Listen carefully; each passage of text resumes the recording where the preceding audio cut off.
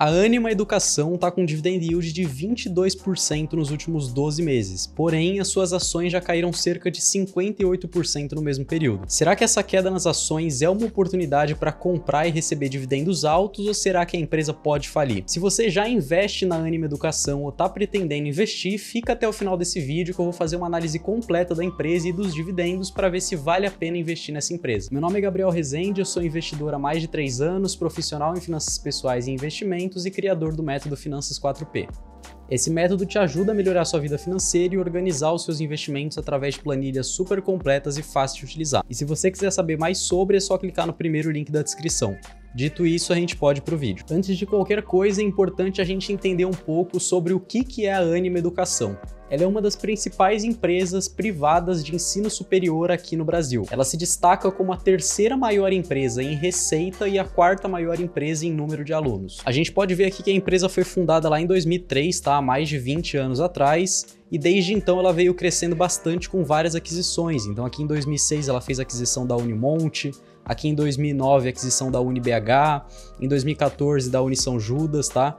E várias outras aquisições aqui ao longo dos anos. Ela veio crescendo basicamente dessa forma, esse crescimento inorgânico que a gente chama, tá? Que é através de aquisições. E a gente pode ver aqui que a empresa tem várias marcas espalhadas pelo Brasil inteiro, tá? Vários grupos de educação, várias empresas de educação espalhadas pelo Brasil inteiro. Então a gente tem aqui Rio Grande do Sul, Paraná, Santa Catarina, São Paulo, Minas Gerais, a gente tem vários estados aqui, no total são 13 estados brasileiros, principalmente aqui no Sul e Sudeste, mas a empresa também está se expandindo aqui para o Nordeste e para o Norte também, tá? No total são 25 marcas, 380 mil alunos e 550 polos diferentes, tá? E aqui a gente pode ver uma informação bem importante. E aqui 57% mais ou menos da receita vem desse Ânima Core, tá? Que é esse segmento aqui da empresa. 36% vem do Inspirali e 7% do ensino digital, que seria o EAD, tá? A gente pode ver que a empresa ainda tem bem pouco da receita vindo do EAD e a maioria aqui do Ânima Core, tá?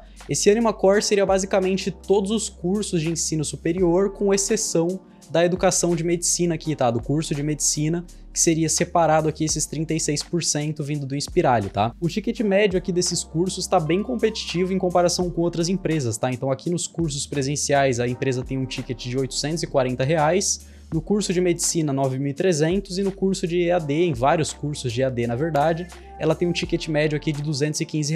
É um ticket bem competitivo, mas a gente pode ver que a empresa ainda tem pouquíssimo da receita vindo do EAD, tá? Que é um ponto muito importante para os dias de hoje. Mas algo muito interessante que a gente pode ver aqui é que a Ânima tem 39% dos seus cursos classificados com nota 4 e 5, tá? Isso significa que os cursos da empresa são muito bem avaliados, têm notas muito boas. E 61% aqui, o restante dos cursos, tem nota 3, tá? Então aqui ela tem um grande percentual dos cursos com uma nota bem elevada em comparação com as demais empresas de educação que são listadas na Bolsa de Valores, ela tem mais do que o dobro, tá? As empresas aqui em média, as empresas demais listadas, né, tem em média aqui 15% dos cursos com nota 4 e 5, enquanto a Ânima tem 39%.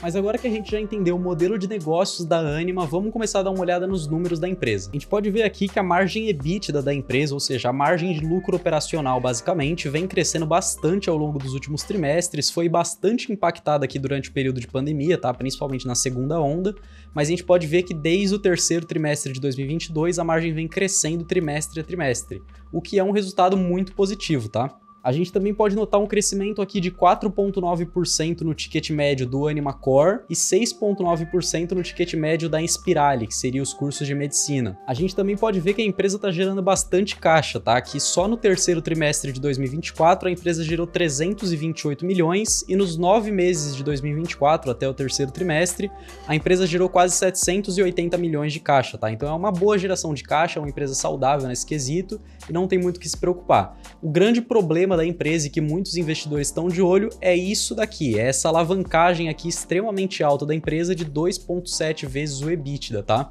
E a gente vai dar uma olhada com mais detalhes nisso agora. E aqui nessa imagem a gente pode ver bastante coisa importante, tá? A gente pode ver a geração de caixa, os dividendos que a empresa está pagando, a dívida líquida, enfim. A gente pode ver aqui que a dívida líquida sobre EBITDA está em 2,7, tá? O que é um número bem alto para uma empresa desse segmento. Isso significa que a dívida líquida da empresa representa quase 3 vezes o EBITDA que é gerado por ano, tá? O lucro operacional que é gerado por ano. E algo muito importante que o mercado também está de olho é esse pagamento de dividendos aqui que aconteceu agora em 2024, tá? Como a gente gente acabou de ver, a empresa gerou cerca de 330 milhões nesse trimestre, só que ela pagou 246 milhões em dividendos, tá? E qual que é a questão nisso? Pagar dividendos não é algo ruim, pagar dividendos não é algo que pode impactar a empresa negativamente. O grande problema é a empresa está usando geração de caixa para pagar dividendos e chamar a atenção dos acionistas ao invés de usar esse caixa para pagar a sua dívida e reduzir a sua alavancagem.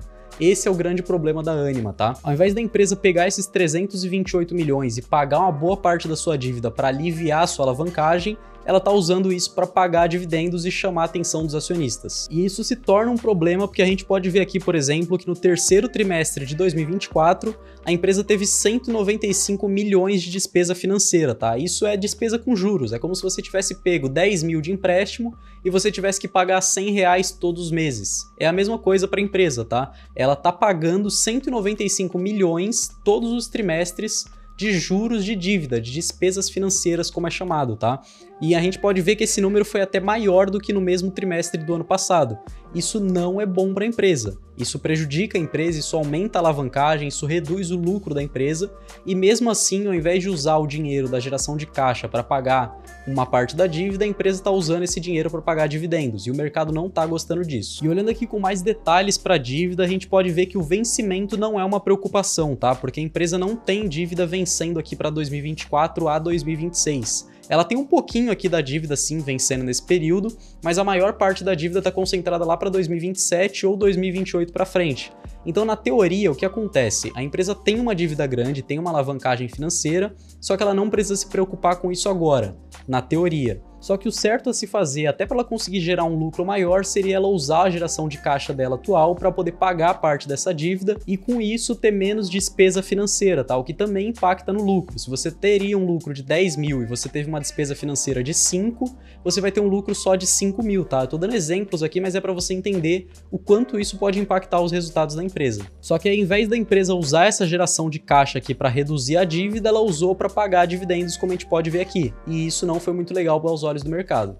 E a gente também pode ver que o setor vem passando por uma grande mudança desde meados de 2020 por conta da adoção do EAD, tá? A gente pode ver aqui um gráfico exponencial de alunos ingressando no EAD e um gráfico em queda aqui, uma queda lenta aqui, principalmente na verdade em 2020 e 2021, uma queda um pouco mais acelerada, mas a gente pode ver que o número de ingressantes no EAD vem crescendo bastante e a empresa não tem tanta receita nesse segmento como eu mostrei para vocês. Ou seja, o setor está passando por uma mudança e a empresa ainda está muito alavancada. Se fosse uma dívida de 3 vezes o EBITDA, só que fosse um setor mais seguro, como por exemplo saneamento ou energia, que tem contratos ali de longo prazo e tem uma receita mais previsível, seria até algo aceitável. Só que o setor de educação ele é muito volátil, passa por mudanças muito constantes e ele é muito sensível. E é por isso que o mercado está detonando as ações da Ânima Educação. Se a gente olhar aqui para os últimos 12 meses, a gente vai ver uma queda de 57% no preço das ações, tá? Sendo que hoje ela está cotada aqui em R$ 2,11. Olhando para os últimos 5 anos, a gente pode ver uma queda de 63%, principalmente depois da segunda onda aqui da pandemia, lá em 2021, tá? A gente pode ver que as ações caíram 85% desde que elas atingiram o seu pico aqui em 2021. Olhando para os últimos 6 meses, a gente pode ver uma queda de 30%, olhando para o último mês, uma queda de 8%, olhando para os últimos 5 dias, a gente pode ver uma alta de 14%, tá? Se a gente puxar aqui desde o começo do ano, a gente vai ver que as ações subiram 34%. Só que não adianta você se iludir muito com esse número, porque elas saíram de 1,56 para 2,11, tá? Então não foi uma alta muito significativa assim. E é importante lembrar que não adianta você falar, ah, mas ações estão subindo, porque valorizaram 34% desde o início do ano. O que importa é o longo prazo, tá? E no longo prazo as ações caíram mais de 60% nos últimos 5 anos. E essa volatilidade de curto prazo, essas altas de 20%, de 30%, elas geralmente não são duradouras, tá? Isso acontece por conta de alguma expectativa do mercado que apareceu ali sobre alguma notícia, alguma coisa rápida, o mercado sobe, dispara do nada, mas depois ele volta a cair, as ações da empresa voltam a cair, tá? E as ações da Ânima estão caindo justamente por conta dos fundamentos e da dívida que eu comentei para vocês. Além disso, a gente pode ver que ela está com um dividend yield de 22%, tá? O que pode chamar bastante atenção, pode ser muito atrativo, mas é um dividendo completamente distorcido. Se a gente olhar aqui para o histórico de dividend yield da empresa, a gente vai ver algo bem engraçado, tá? Aqui desde 2014 até 2019, ela tinha um dividend yield ali de 0,3, 0,2, 0,02, ou seja, um dividend yield muito baixinho. E em 2020 a 2024 ela não pagou dividendos, a gente pode ver isso aqui embaixo, inclusive, se a gente puxar o histórico anual, a gente vai ver aqui que de 2020 a 2024 ela não pagou nenhum dividendo, tá? Ela parou de pagar dividendos aqui em 2019, quando ela pagou 0,002 centavos por ação, tá? E agora aqui em 2024, com esse pagamento de 47 centavos, o dividend yield explodiu, e isso acontece por dois motivos, tá? O primeiro deles é que a empresa não estava pagando dividendos e do nada ela soltou 47 centavos na mão dos acionistas. Isso já é um valor razoavelmente alto. O segundo é que o preço da ação tá R$ 2,11, tá? A empresa caiu muito, o preço das ações caíram muito. E o dividend yield nada mais é do que o valor do dividendo dividido pelo preço da ação. Então, se a ação tá com um preço muito baixo, o dividend yield vai acabar sendo muito alto, tá? E é por isso que o dividend yield da Ânima tá tão alto aqui em 29%, 22%, tá? E olhando aqui para os resultados de fato, para os fundamentos da empresa, a gente pode ver que também é uma empresa bem volátil na questão de lucro líquido, tá? Principalmente por conta dessa mudança que eu falei para vocês agora de pandemia, de adoção do EAD. A gente pode ver aqui que desde 2020 o lucro líquido tá oscilando bastante, tá? Isso porque eu puxei só os 5 anos, mas se a gente puxar os 10 anos aqui, a gente também pode ver várias oscilações aqui no lucro líquido, indo para cima, indo para baixo, trazendo resultado negativo e assim por diante.